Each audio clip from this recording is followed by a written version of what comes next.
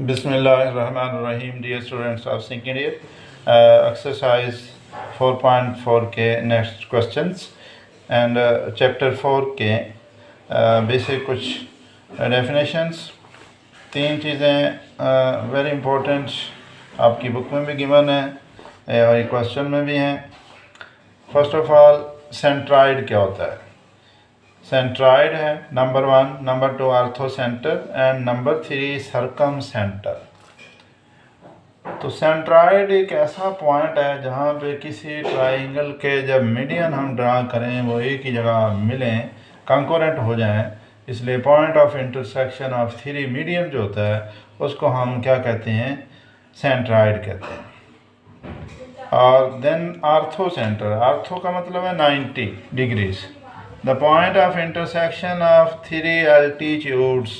Altitude क्या होता है? एक लाइन होती है जो 90 का एंगल बनाती है. तो जो 90 का एंगल बनाने वाली लाइन है उसका नाम एल्टीट्यूड है. और तीनों एल्टीट्यूड्स की जो कॉमन पॉइंट ऑफ इंटरसेक्शन बनता है उसको हम आर्थोसेंटर का नाम देते हैं. Then circum centre.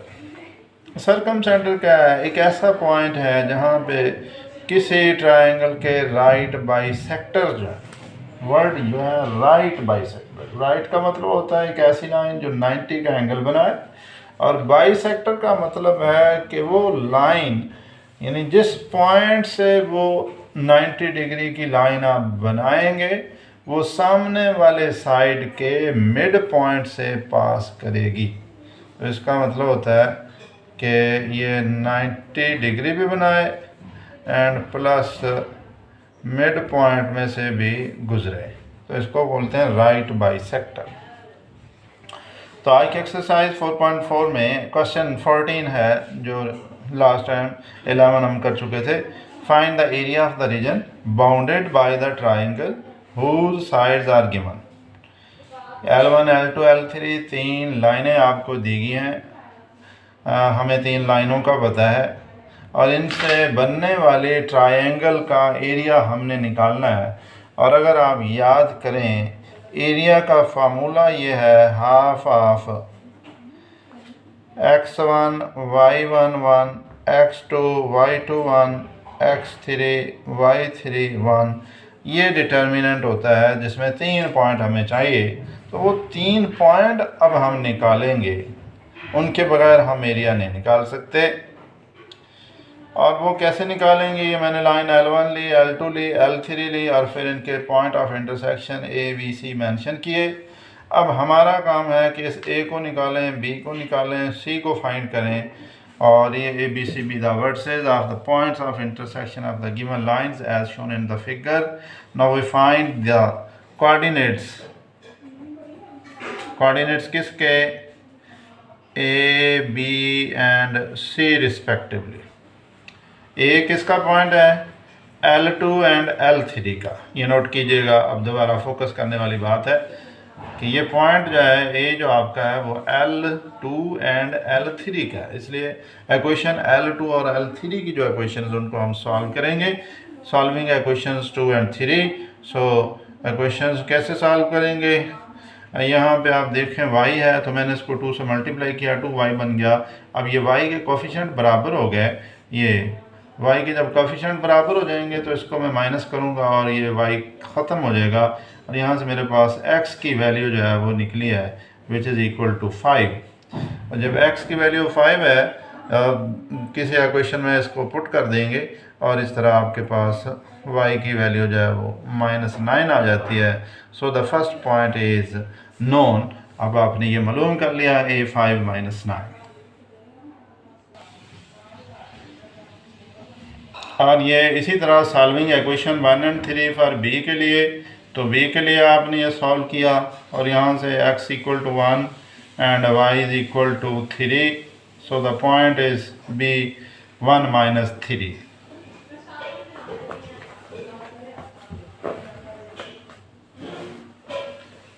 और फिर हमारे पास जो पॉइंट है c के लिए क्या करना है?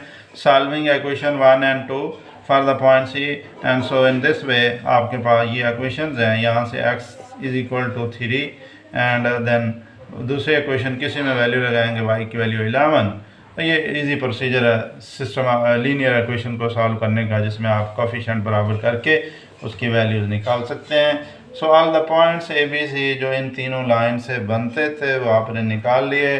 जब पॉइंट निकल गए तो हमारे पास एरिया का ये फार्मूला है जो मैंने पहले बताया, और ये एरिया का फार्मूला हम इसमें वैल्यू लगाएंगे, पहला पॉइंट, दूसरा, तीसरा, और फिर मैंने इसको आप डायरेक्ट एक्सपेंड कर सकते हैं, लेकिन मैंने क्या किया है R2 minus R1 R3 minus R1 ये एलिमेंट्री रो ऑपरेशन अप्लाई किया। ये ज़रूरी नहीं है, आप डायरेक्ट इसको खोल सकते हैं 0 0, और इसको जब एक्सपेंड करेंगे तो हमारे पास -68 और -34 आता है।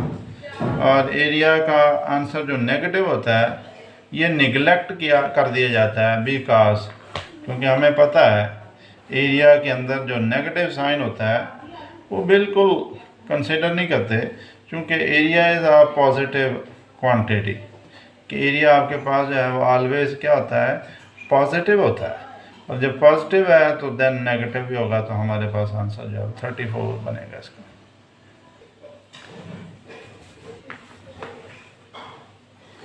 अब ये नेक्स्ट क्वेश्चन है आपके पास 15 एक्सरसाइज का एंडिंग क्वेश्चन है।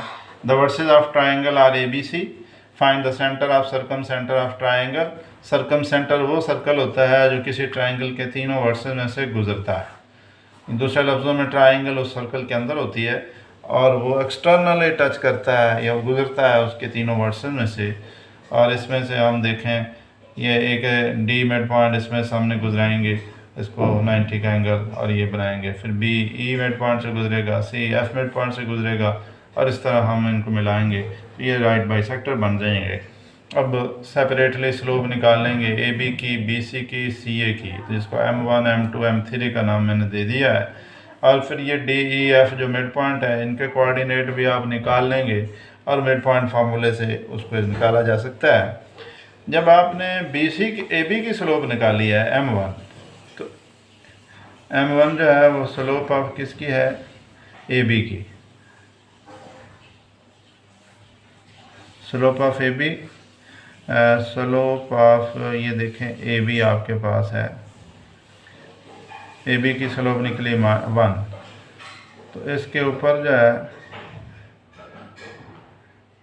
ये दूसरे वाला ये राइट एंगल है 90 का बनाता है, तो ये स्लोप किसकी हो जाएगी, फिर ये आपके पास हो जाएगा OF,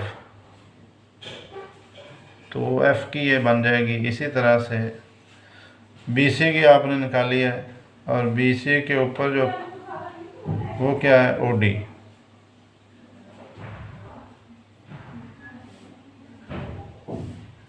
OF है, OD है, देन ये आपके पास OE। तो ये चूँकि हमें पता है M1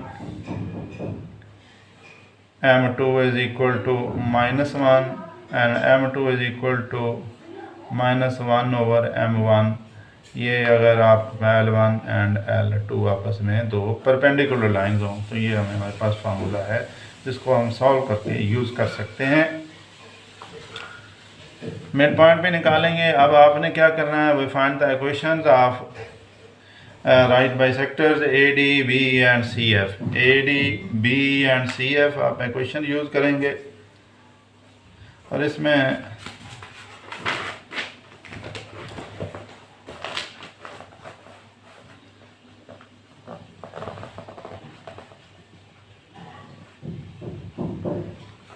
ये आपके पास इक्वेशन ऑफ OD जो है उसके लिए point slope formula y minus y1 m into x minus x1 m minus ये यूज़ कर लेंगे और फिर D आपके पास ये यूज़ करेंगे।